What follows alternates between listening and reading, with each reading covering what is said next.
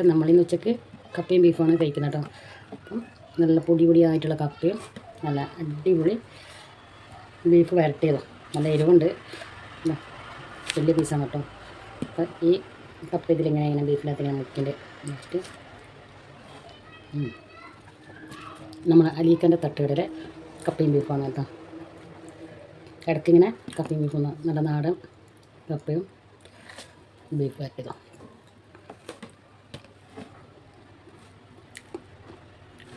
നല്ല ടേസ്റ്റാണ്.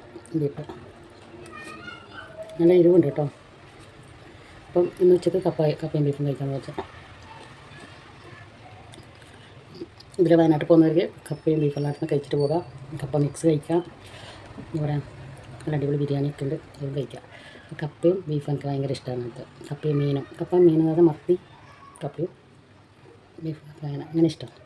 പിന്നെ കാന്താരി ചെറിയ ഉള്ളി ചതച്ചതും കൂടി ആകുമ്പോൾ